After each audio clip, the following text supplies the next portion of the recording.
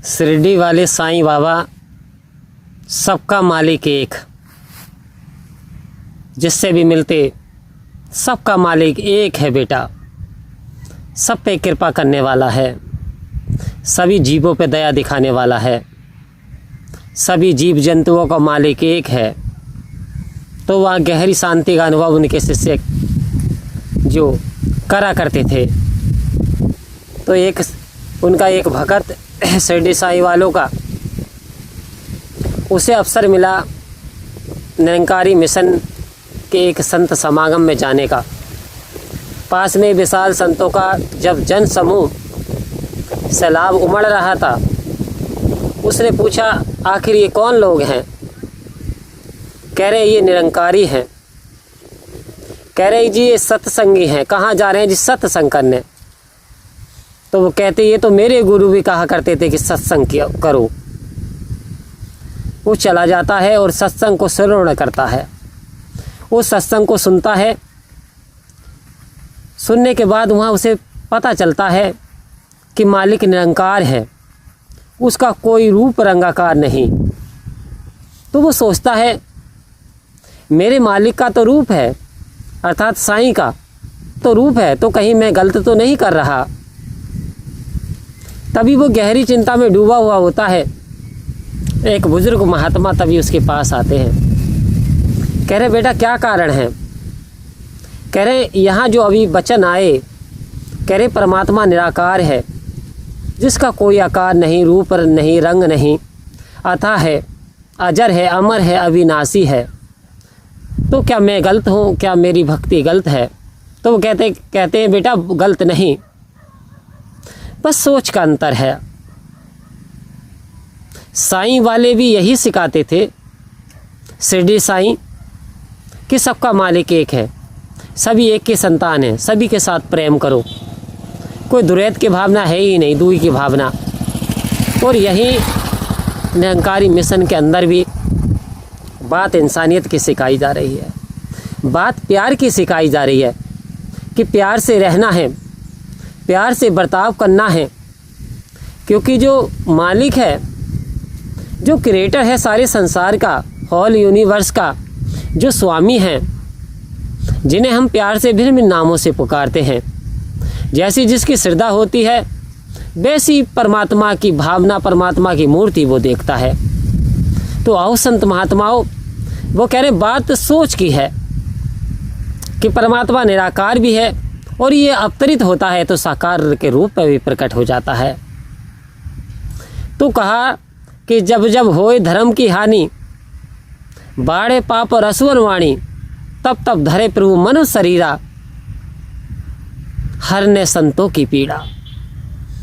कह रहे हैं कि बेटा जब जब इस पृथ्वी पे अधर्म बढ़ता है, असुर वाणी बढ़ती है, अत्याचार बढ़ता है, मानवता नष्ट होने लगती है, तिराही तिराही मान होता है, तब तब स्वयं पार ब्रह्म परमात्मा निराकार साकार रूप में आते हैं और इस संसार को सही दिशा देने के लिए,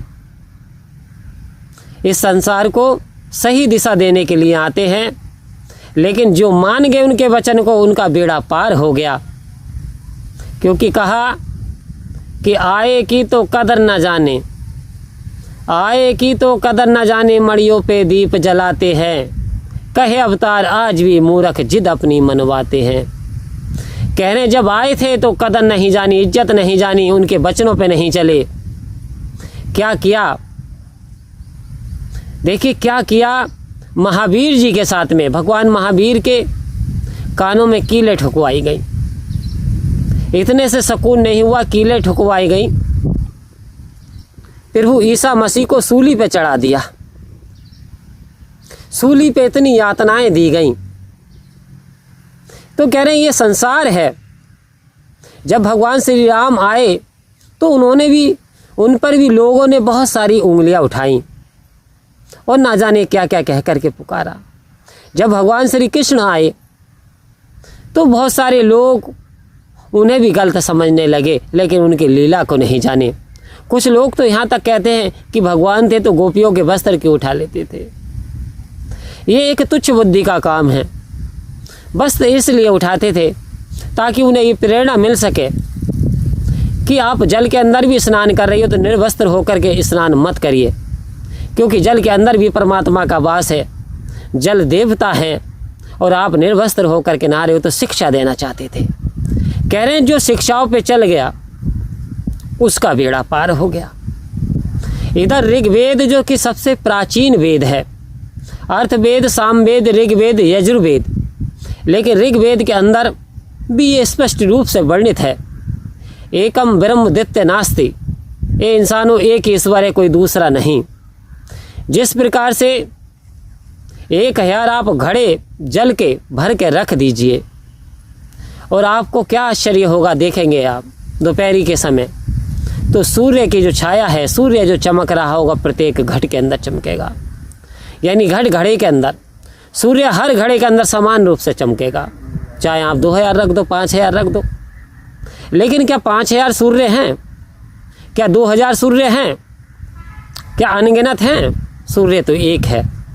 तो कह रहे हैं जैसे ही परमात्मा एक है, जैसे सूर्य एक है, लेकिन जो परमात्मा की ज्योति है, जो छाया है, जो नूरानियत है, वास्तव में वो विराजमान है हर प्राणी के अंदर। जब तक वो शक्ति, वो आत्मा, वो रूहानी रहती है, तब तक इंसान का मान सम्मान होता है, और जब वो चली जाए तो इंसान को फिर कोई नहीं पूछता। तो आओ संत महात्मा, वास्तव में हमें जानकारी की आवश्यकता है।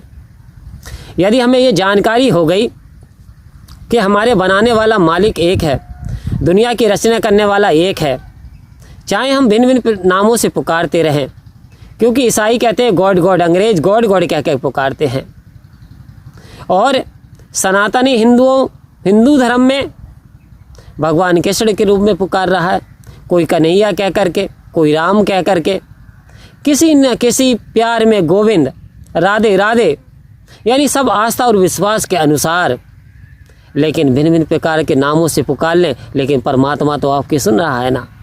जैसे एक माँ होती है और माँ का जो प्यारा बेटा होता है जो छोटा, तो उसे तो पप्पू कह करके पुकारती है, उसे गुड्डू कह करके पुकारती है, उसे सलोना कह करके पुकारती है, उसे सामरा कह करके पुकारती है, उसे मेरा प्यारा लवली कह करके पुकारती है।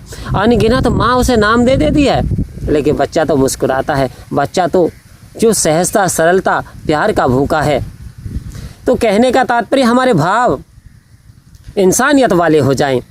हम जिस भाव से भी परमात्मा को पुकारेंगे, परमात्मा सुनेंगे, क्योंकि कहा निकट है, कितने निकट हैं? निकट हो तो सूझत नहीं, निकट हो तो सूझत नहीं, दर्ग दर्ग ऐसी जिंद, तुलसी इस संसार को रे भयो मोतियारे बिंद।